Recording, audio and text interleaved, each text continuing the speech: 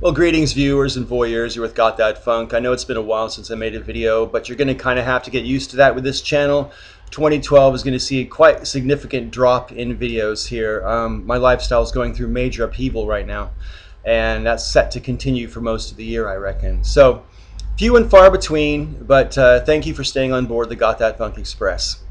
Anyway, as you will note from the title, this video pertains to France and the French people, but if you're French yourself, or if you reside in France, don't read the title and jump to conclusions, please, because I think you'll be surprised at where I go with this video.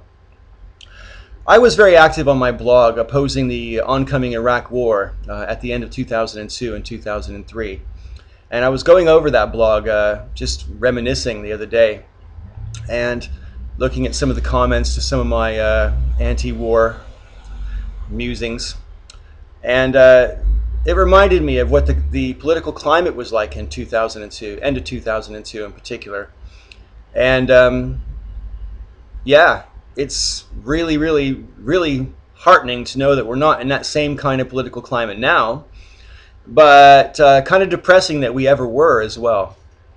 The cheese-eating surrender monkey phrase was being bandied about a lot back then because the French got the blame for preventing the UN Security Council from authorizing the United States and Britain to go to war in Iraq to rid Saddam Hussein of his weapons of mass destruction.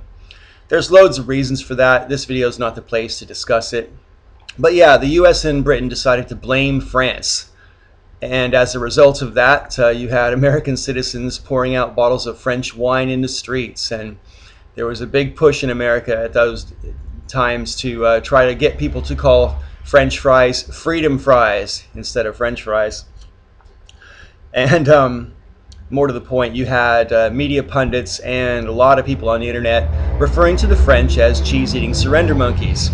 Now, here's the thing. It's an unfair characterization for the French for a couple of reasons. Number one, not all the French like cheese. That's my sense of humor, folks.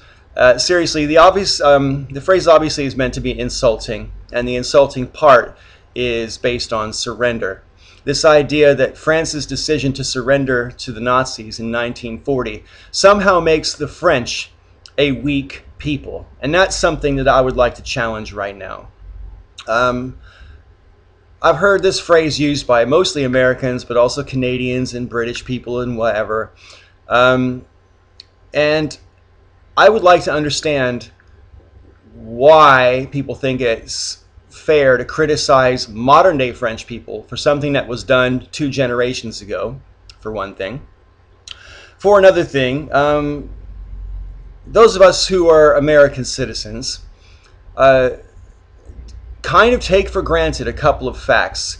The United States, the lower 48 states in particular, are surrounded on 2 sides by thousands of miles of water.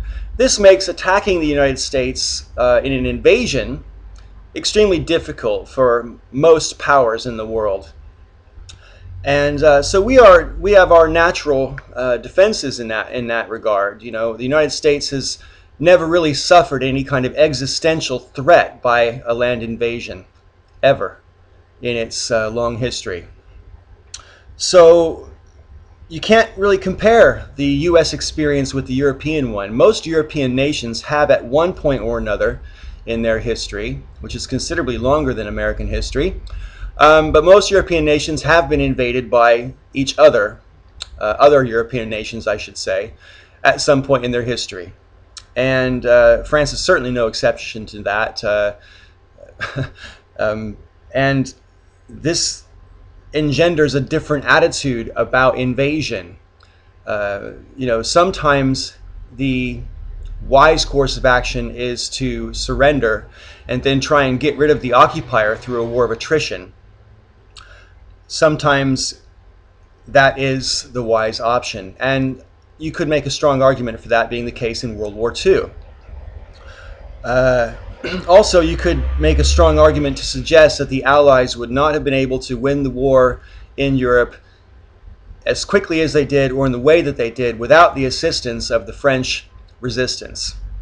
The French underground resistance was absolutely instrumental in helping to set up what was, in the end, the victory in 1945. So yeah, I think to suggest the French were somehow weak or cowardly because they surrendered is kind of ignorant and outrageous, if you ask me. But more to the point, the French will never, ever, ever have to surrender because of being invaded again.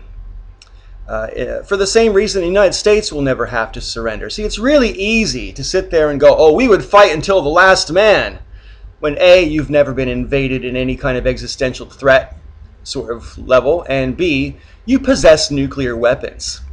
The United States possesses nuclear weapons and probably will until well after the day I die, and the same is true for the French nation. I think it's pretty safe to say that because France has nukes, France will never, ever, ever surrender again. So it's completely unfair comment to suggest that French people are somehow cowardly or meek because they surrendered in 1940. If you're French and you hear people use the phrase cheese-eating surrender monkeys, I wonder what it brings to your mind. What does it make you think? Do you just write it off as an ignorant statement, or how do you feel about that? If you've ever referred to the French as cheese-eating surrender monkeys and you weren't just joking, please explain to me what you think the French nation should have done in 1940, faced with an existential threat. For people to say that they would fight until the last man and never surrender betrays an ignorance of reality, because you could actually fight until the last man. You could lose most of the structures in your country and most of the menfolk in your country by fighting a war when you're grossly outnumbered and ill-prepared for that particular conflict. So yeah, what do you think the French should have done? How do you think the war would have gone if they didn't surrender? Just curious. All right, I think that's it. This is Got That Funk. I want to thank you for watching this video, and I look forward to the comments section. In the meantime, may all your ups and downs be ups.